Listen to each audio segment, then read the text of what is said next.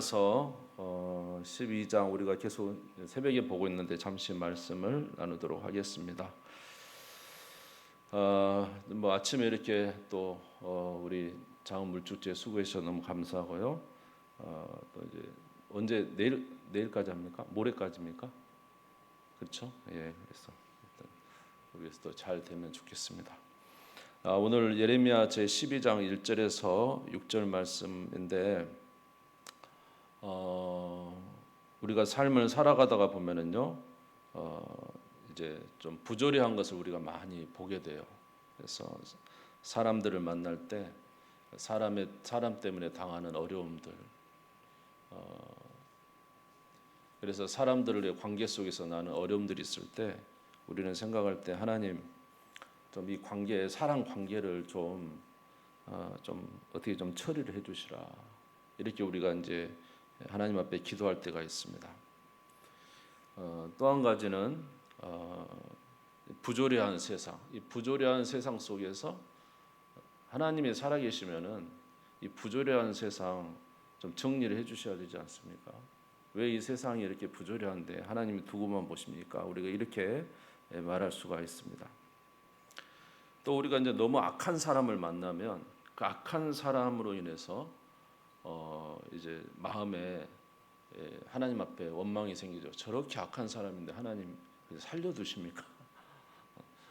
정말로 정의 하나님, 공의 하나님이라면 저 사람을 차라리 하나님께서 손을 봐 주셔야 우리가 이 땅에서 좀 더 잘 살 수 있지 않겠습니까? 이렇게 우리가 말을 할 수가 있죠.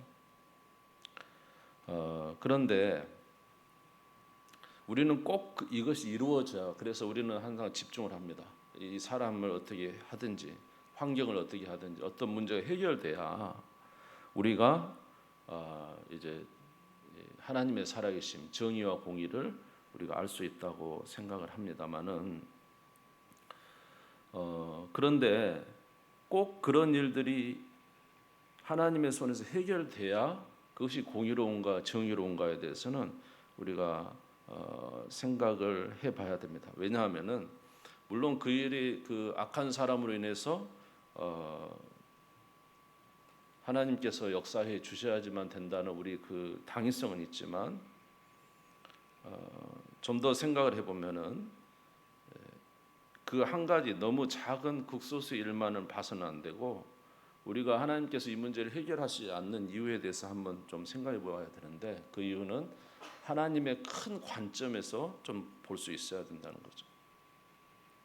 하나님께서 하실 모든 일을 잘 보아야 이제 그 일들을 해결할 수가 있는 것이죠. 예를 들어서 이제 제가 성경을 읽을 때 야곱의 12아들 중에 딸이 하나 있었죠. 딸 이름이 뭡니까? 디나요. 디나가 그 세겜 추장 그 추장 아들한테 성폭행을 당하는데 나중에 그 오빠가 둘이 가죠. 시몬과 레이가 가서 그 세겜 사람을 다 죽입니다. 그리고 와서 이제 뭐 할례 이야기도 나오잖아요. 그래 다 죽이고 와서 야곱이 이야기를 하죠. 얘들아, 왜 그 사람들을 죽였냐? 네가 그 사람들 죽임으로 인해서 정말로 큰 위기가 왔다, 이렇게 하거든요. 그게 지금 그 세겜 사람들 다 죽였는데 문제는 뭐냐면 야곱이 그 지역 가나안 사람들에게서 냄새가 난 거예요. 냄새가 났다는 건 뭐냐면은 이제 그 지금 소수의 민족이 그 세겜 한 지역 사람을 죽였기 때문에 주변에서 이제 야곱을 다 죽일 수 있는 위기에 처한 거거든요. 근데 그때 이 야곱의 아들들이 하는 말이 있어요. 뭐라고 하냐면 창세기 34장 30절에서 31절에 보면, 창세기 34장 30절에서 31절. 창세기 34장 30절에서 31절 보면은 그 야곱의 아들들이 이렇게 이야기합니다. 아버지, 저 세겜 사람들이 우리 누이를 창녀로 대하는 게 옳습니까? 그렇게 이야기해요. 창세기 34장 30절 31절 혹시 보실 수 있어요? 볼까요? 야곱이 시몬과 레에게 이르되 너희가 내게 화를 끼쳐 나로 하여금 이 땅의 주민 곧 가나안 족속과 브리스 족속에게 악취를 내게 하였도다. 나는 수가 적은즉 그들이 모여 나를 치고 나를 죽이리니 그러면 나와 내 집이 멸망하리라. 근데 그들이 하는 말이 뭐예요? 그들이 이르되 그가 우리 누이를 창녀같이 대우함이 옳으니까. 그러니까 지금 이 시몬과 레이가 생각할 때는 오로지 뭔 생각만 하는 거야? 내 누이를 이렇게 대한, 내 누이를 범한 이놈들, 내 누이를 창녀같이 대한 게 옳습니까? 오직 그것만 이야기 생각하는 거예요. 그런데 문제는 좀 더 크게 보면 어떻게 해요? 그거 생각하고 세겜 사람들 다 죽이고 나니까 어떤 위기가 찾아왔어요? 야곱 가족이 전멸할 위기에 처한 거죠. 그러니까 시야를 항상 어떤 작은 사람이나 어떤 사건에 보고 이거 하나님께서 이 문제를 해결해 주셔야 되지 않습니까? 하나님이 공의의 하나님이라면 이 약한 사람들 처리해야 되지 않습니까? 라고 말을 하지만은 좀 더 큰 관점에서 보면은 그 일을 처리했다가는 이 야곱과 가족들이 다 죽을 위기에 처해요. 그래서 이제 죽을 위기에 처하니까 어디로 올라간 거예요? 베델로 올라가서 거기서 살아났잖아요. 그러니까 우리가 항상 생각할 때 작은 것, 굉장히 옳은 것 같은데 그 하나를 위해서 생각하기보다는 좀 더 넓은 관점에서 생각해야 된다는 거죠. 그렇지 않으면은 잘못 분별해서 큰 실수를 할 수가 있게 되는 거예요. 오늘 본문의 말씀에 예레미야도 하나님 앞에 불평하고 있어요. 무슨 불평을 하고 있냐면 예레미야 12장 1절에서 2절을 한번 같이 읽어보겠습니다. 예레미야 12장 1절에서 2절. 금요일 밤 예배 아니고 같이 읽겠습니다. 시작. 여호와여 내가 주와 변론할 때는 주께서 의로우시니이다. 그러나 내가 주께 질문하옵나니 악한 자의 길이 형통하며 반역한 자가 다 평안함은 무슨 까닭이니까. 주께서 그들을 심으심으로 그들이 뿌리가 박히고 장성하여 열매를 맺었거늘 그들의 입은 주께 가까우나 그들의 마음은 머니이다. 자, 뭐라고 하냐면 하나님 악한 자의 길이 형통하고 반역하는 자가 다 평안하면 무슨 까닭이니까. 지금 무슨 말이냐면은 이 유다 말에 살았던 사람들이 다 악한 자들이라는 거죠. 그러니까 뭐 제사장도 악하고 그렇죠? 그다음에 또 나라를 다스리는 위정자들도 다 악해서 백성들을 착취하고 이런 악한 자들인데 그들의 삶을 보니까 형통하고 다 평안하더란 말이에요. 또 2절도 보니까 주께서 그들을 심으시고 그들이 뿌리가 박히고 장성하여 열매를 맺었다. 하나님께서 그들을 장성하게 했기 때문에 이들이 이렇게 잘 자라게 된 거 아닙니까? 그렇지만 그들은 겉으로는 하나님을 섬기지만 그들의 마음은 하나님에게서 멉니다. 이렇게 이야기를 했어요. 그러니까 유다 말에 생각해 보면 예레미야가 생각하면 하나님이 만약에 정말로 살아계시고 하나님이 정말로 정의로고 공의로운 하나님이시다면은 지금 이 유다 말에 악을 행하는 제사장들 다 하나님께서 제거해 주셔야 되고 또 이렇게 악을 행하는 이 많은 정치인들, 이 많은 악인들이 분명히 하나님의 심판대에 있어야 되는데도 불구하고 왜 이들이 이렇게 잘 됩니까? 예레미야가 선지자잖아요. 그럼에도 불구하고 하나님 앞에 이렇게 물은 거예요. 이 사람들이 악을 행하기 때문에 현상이 일어나는데 채소도 마르고 짐승도 다 죽습니다. 예레미야 12장 4절에서 5절 보시면은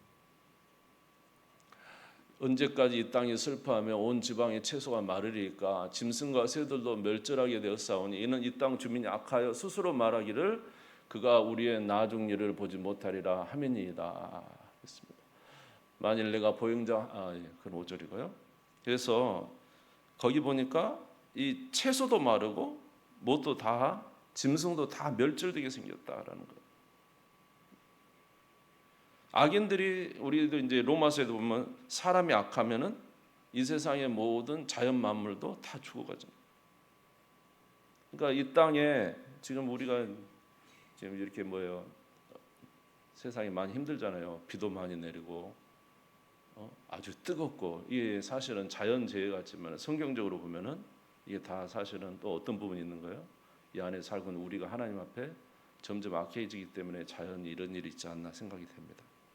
오늘 여기도 보면은 지금 채소가 다 마르고 짐승이 멸절되는 상황이 왔다는 거예요. 또 가뭄도 왔어요. 오늘 예레미야에 보면은 그러니까 이런 일이 왜 있습니까? 이 악한 사람들 때문에 그런 거 아닙니까? 그러면서 그들을 다 멸하십시오.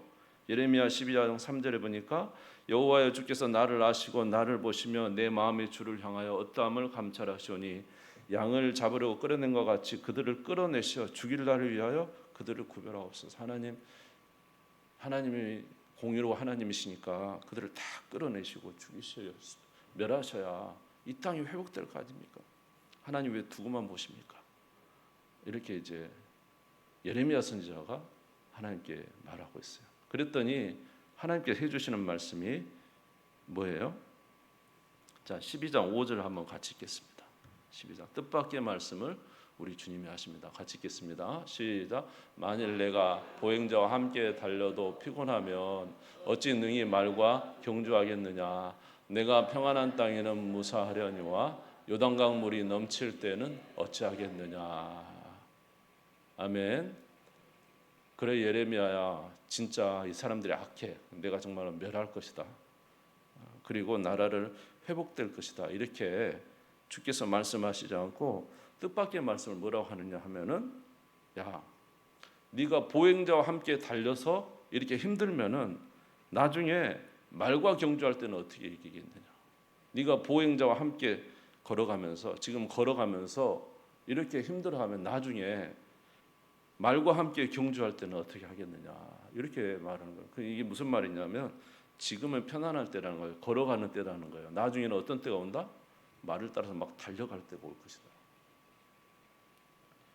내가 평안한 땅에서 무사하려니와 12장 5절에 보니까 요단강 물이 넘칠 때는 어찌하겠느냐. 지금은 편안하지만 나중에 어떤 때가 온다? 요단강 물이 넘칠 때가 온다. 그러니까 너가 지금 그 사람 악행하는 것 때문에 불평을 하지만 조금 지나면 어떤 때가 온다? 보행하는 때가 아니라 막 달려야 될 때가 온다. 말과 경주해야 될 때가 온다. 요단강 물이 넘쳐서 힘들 때가 온다는 거예요. 이게 무슨 말이냐면 지금 그 사람들은 불평을 가지고 있지만은 그러나 진짜 고통할 때는 뒤에 온다는 거죠. 우리 12장 6절 한번 같이 읽겠습니다. 12장 6절 같이 한번 읽어보겠습니다. 시작. 내 형제와 아버지의 집이라도 너를 속이며 내 뒤에서 크게 외치나니 그들이 내게 좋은 말을 할지라도 너는 믿지 말지니라 그랬어요. 나중에 고통할 때가 오는데 무슨 고통이? 가족이 너를 배신할 때가 올 것이다. 내 형제와 아버지의 집도 너를 속일 때가 올 것이다. 그런 때가 어떤 때냐면 바벨론이 이 땅에 쳐들어와 가지고 모든 것을 부숴버리는 그때가 온다는 거예요. 그때는 가족도 서로 모른다고 속이고 살아나려고 자기들만 살아나려고 하는 그때가 온다는 거예요. 하나님께서 이 유다를 멸망시킬 때가 온다는 거예요. 여러분 생각해보세요. 지금 뭐가 오고 있어요? 바벨론이 자기 나라를 멸망시키려고 오는 지금 끄트만 예레미야 때 망하잖아요. 지금 바벨론이 유다를 쳐서 깨부술 때가 온다는 거예요. 그러면 항상 우리의 관점은 어디에 가 있어야 될까요? 지금 전쟁이 와서 나라가 무너진 것에 대한 관점이 가 있어야 되잖아요. 근데 관점이 여기 안 가 있고 지금 어디 있는 거예요? 나를 괴롭게 하는 이 사람한테 가 있어요. 아이고 괴롭게 하는 거 힘들어지고 나라가 망하는데 집이 부서지는데 가족이 서로 뿔뿔이 흩어지고 가족이 죽고 서로를 죽이는 그런 때가 오는데 아이고 이 사람 때문에 내가 죽겠어. 아이고 이놈의 사회 때문에 내가 힘들어 죽겠어. 그러니까 하나님께서 뭐라면 예레미야 왜 그것을 보고 있느냐. 진짜 봐야 될 것은 뭐라고요? 앞으로 하나님이 어떤 일을 행할 것인가를 봐야 되지 않나요? 앞으로 하나님이 역사하실 것을 봐야 되지 않느냐 이 말이에요. 정말로 하나님께서 이 나라를 무너뜨리고 하나님의 심판이 오는 그때를 생각한다면은 이 예레미야가 지금 이런 하나님 앞에 말을 하기보다는 뭐라고 했었어야 될까요? 어떻게 하는 게 맞을 것 같습니까? 하나님 이제 곧 있으면 나라가 망합니다. 유다가 다 무너집니다. 여기 있는 집들 다 해파됩니다. 성전 무너집니다. 가족들은 서로 뿔뿔이 흩어지고 서로를 살기 위해서 서로를 저주하는 때가 올 것입니다. 그때 하나님 이 사람이 나를 괴롭혀요. 이게 안 맞잖아요. 하나님 이 사회가 왜 이래요? 안 맞잖아요, 사실. 이미 이것을 알고 있다면 뭐라고 이야기를 해야 될까? 예레미야가 하나님 저 사람을 긍휼히 여겨 주십시오. 지금 하나님의 심판이 곧 오는데 모릅니다. 모르니까 저런 악을 행하고 있는 거예요. 하나님 우리에게 힘을 주십시오. 무슨 힘을 주시라고 기도할까요? 하나님 그 어려운 환난이 올 때 이길 수 있는 힘을 주십시오. 하나님 지금 이 사람들은 모르고 이렇게 악을 행하지만 내가 무엇을 전할 수 있겠습니까? 하나님 저들에게 내가 정말로 앞으로 올 이 일들을 저들에게 전해서 저들이 정말로 깨닫고 준비할 수 있는 자가 되도록 하나님 내게 은혜를 베풀어 주십시오. 기도가 틀려진다는 기도가. 그런데 하나님의 뜻이 무엇인가를 알지 못하니까 오로지 지금 나에게 있는 이 문제만 가지고 막 그렇게 한다는 거예요. 그러니까 하나님 뭐라 하냐면 야 정신 똑바로 차려라. 지금은 너 지금 걸어가면서 그러지 좀 있으면 말로 달려도 못 이길 때가 와. 지금은 평안하다. 지금은 그래도 평안한 거야. 조금 지나면 홍수가 일어나면 정말로 휩쓸려서 어떻게 갈지도 모르는 그런 때가 온단 말이야. 정신을 똑바로 차리라고 예레미야에게 지금 주님께서 말씀을 하셔요. 다시 12장 5절 한번 같이 한번 읽겠습니다. 12장 5절을 다시 한번 읽겠습니다. 12장 5절 시작. 만일 내가 보행자와 함께 달려도 피곤하면 어찌 능히 말과 경주하겠느냐. 내가 평안한 땅에서는 무사하려니와 요단강 물이 넘칠 때는 어찌하겠느냐. 예? 보행자와 달려서 피곤하면 이제 지금 피곤하다 그러면 어떻게 하겠느냐. 너 지금 사람과의 관계가 어렵다고 이것 때문에 너가 힘들다 하면 안 되지. 앞으로 어마어마한 일이 오는데 그때는 어떻게 이기려고 그래. 저와 여러분의 신앙의 수준이 정말로 이런 것 때문에 우리가 갈등하고 이런다면 그런 건 아니야. 앞으로 정말 어떤 우리에게 그런 날이 올지 모르는데 신앙의 믿음의 힘을 더 키워야 된다. 아멘? 응? 주께서 그렇게 말씀하시는 거예요. 그러니까 진짜 하나님의 뜻이 무엇인지 분별하지 못하면 옳은 이다고 말하는데 어리석은 일이 될 수도 있죠. 그렇지 않겠어요? 진짜 옳은 일이잖아요. 바른 일이잖아요. 정확한 일이잖아요. 아니 내 동생 디나를 겁탈한 이 세계 민족 죽여야 되지 않아요? 옳은 일이잖아요. 내 동생을 창녀같이 대우하는 게 옳습니까? 맞는 말 아니에요? 그런데 이 일 때문에 온 가족이 다 죽을 뻔해요. 진짜 하나님의 뜻이 무엇인지 하나님께서 말씀하신 게 무엇인지 생각하지 않는 자들에게 그런 어려움이 올 수가 있다는 거예요. 그래서 진정한 지혜라는 것은 무엇을 할 때 하나님의 계획하심과 하나님의 뜻하심과 하나님의 역사하심을 알게 될 때에 우리는 바른 판단을 할 수 있고 바른 말을 할 수 있고 또 하나님께서 기뻐하시는 일들을 행할 수가 있는 거예요. 여러분 하나님의 뜻을 잘 깨달아가는 우리가 되시기를 주님의 이름으로 축원합니다. 그래서 하박국이라는 선지자가 똑같은 말씀이에요. 똑같은 이야기가 나오거든요. 하나님 정말로 주님이 살아계신다면 어떻게 이런 일이 있습니까? 근데 하박국 선지자 나중에 깨달았어요. 하나님이 이 유다를 징계하시는데 그 징계가 정말로 유다를 미워서 징계하시고 나라를 망하게 한 것이 아니라 유다가 너무 악을 행하니까 하나님께서 진노하셔서 무너뜨려가지고 그 중에 몇 명이라도 누구를 찾는? 하나님을 찾는 자들을 바벨론에서 연단시켜가지고 데리고 오시려는 하나님 계획을 알았어요.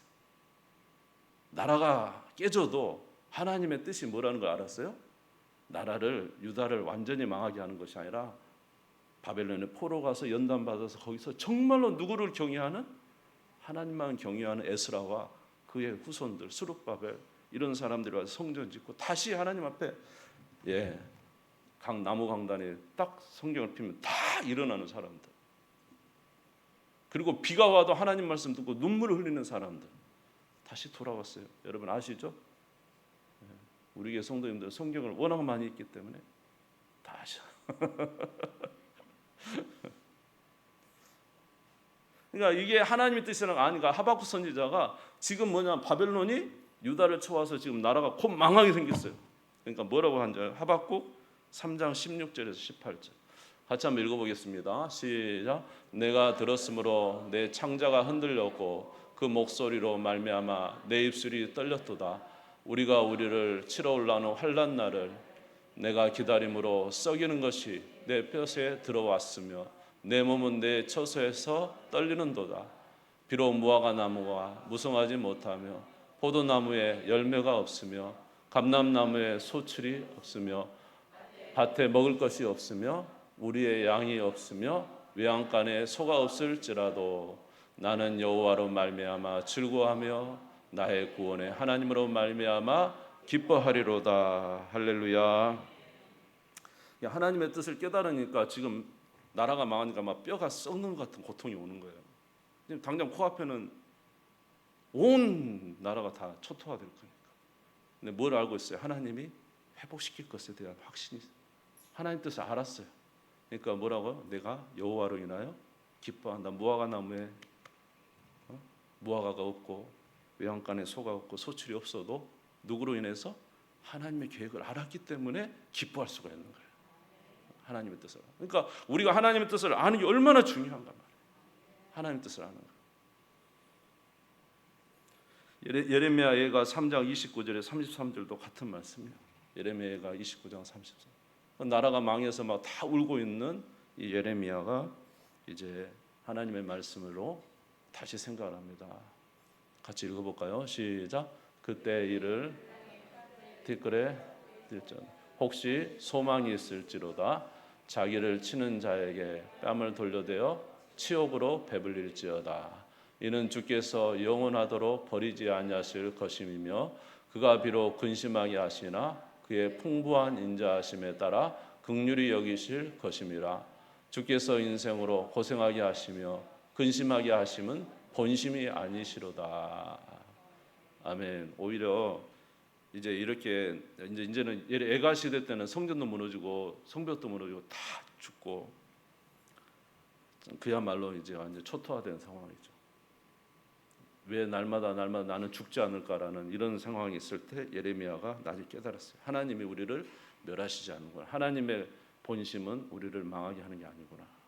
하나님 우리를 회복시키려고 우리의 죄악 때문에 우리를 연단시켜서 다시 정금처럼 나오게 하시려고 하는 거구나. 이렇게 깨닫고는 땅에 티끌에다가 입술을 댄대요. 그냥 하나님 알았습니다. 여러분 우리가 정말로 잘못한 거 알 때는 어떻게 부모 아버지한테 가서 어떻게 매를 들고 가서 이야기하죠. 아버지 내가 잘못했습니다. 나를 때리십시오. 그러니까 이렇게 나가는 자는 용서받아요. 그렇죠? 그러니까 예레미야도 지금 땅에 입술을 대면서 티끌에 입술을 대면서 하나님 우리의 잘못을 고합니다. 용서해 주십시오. 하나님은 우리를 친 것이 본심이 아닙니다. 하나님 뜻을 깨달아서 애가 속에서 소망을 갖고 있습니다.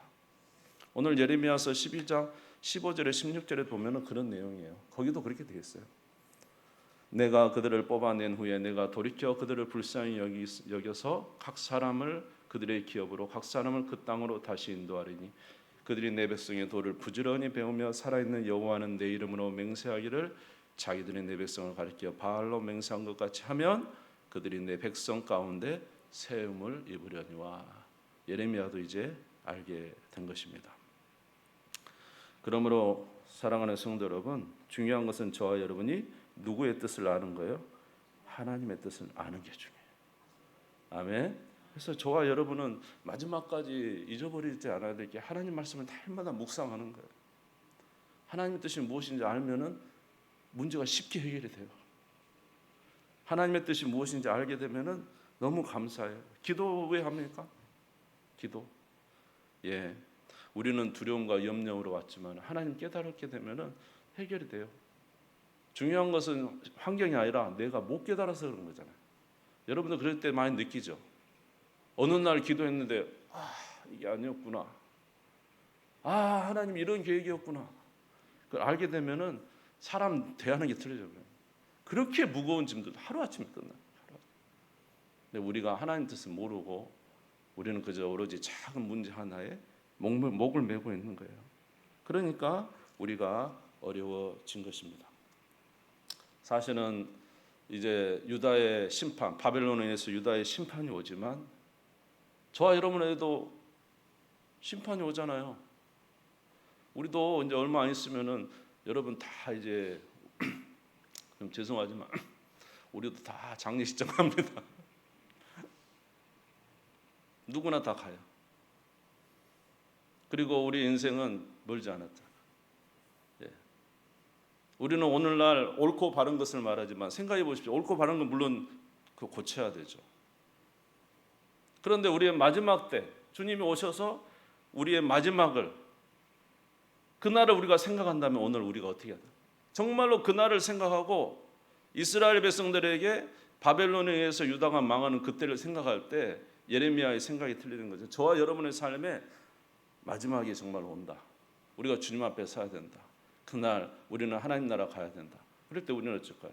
우리한테 해를 주고 우리한테 힘들게 하고 우리한테 어려움을 주는 그 사람이 정말로 사라져야 될 존재가 아니라 어떻게 바뀔까요? 기도해 줘야 될 존재 아닌가? 불쌍하다. 저렇게 하면 하나님께서 기뻐하시지 않는데, 저렇게 하면 안 되는데. 우리가 그런 마음을 가질 수 있죠. 하나님께서 예레미야에게 그런 마음을 가지라는 것처럼 저와 여러분에게도 그런 마음을 갖기를 원하고 계시지 않을까 생각을 합니다. 오늘 저와 여러분이 어떤 마음을 가져야 될까? 우리는 우리 둘레 있는 많은 사람들에게 주의 복음을 전해야 되지 않을까요? 그날 우리에게 다 오기 때문에. 아멘. 그리고 우리는 무슨 준비를 해야 되냐면 기도해야 돼요. 하나님, 그날에 정말로 그런 환난의 날에 정말로 우리 인생에 정말로 우리의 이제 질병도 오고 우리의 목숨도 이제 끊어질 그때 하나님, 내가 주님 앞에서 믿음으로 바로 설 수 있도록 끝까지 하나님을 신뢰할 수 있도록 우리 사랑하는 자녀들이 끝까지 주님을 신뢰할 수 있도록. 오늘 이제 어떤 이야기를 듣는 어느 중국 선교사님이었어요. 영국 의사가 중국 선교하러 왔단 말이죠. 그런데 왔는데 자기 사랑하는 딸이 죽어요. 8살에. 또 둘째 아들도 죽어요. 열병으로. 셋째 아들도 14개월인데 죽어요. 나중에 자기 부인도 죽어요. 그럼에도 불구하고 그가 끝까지 누구를 의지하고 하나님을 신뢰하고 믿음을 지켜서 중국의 내지 선교의 아버지 같은 사람이 됐다.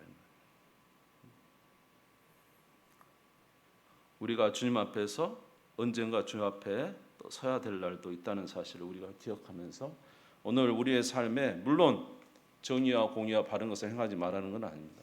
반드시 정의와 공의와 바른 것을 행해야 되지만은 그러나 한번 우리가 진정으로 주께서 기뻐하신 것이 무엇인가를 분별한다면은 그 모든 일을 대하는 우리가 달라지지 않겠는가? 우리의 모든 삶에 있어서 우리가 대하는 삶의 방식이 달라지지 않겠는가 하는 것입니다. 그러니까 중요한 것은 로마서 12장 2절을 읽고 이제 마치겠습니다. 같이 읽읍시다. 시작. 너희는 이 세대를 본받지 말고 오직 마음을 새롭게 함으로 변화를 받아 하나님의 선하시고 기뻐하시고 온전한 뜻이 무엇인지 분별하도록 하라. 할렐루야. 기도하겠습니다.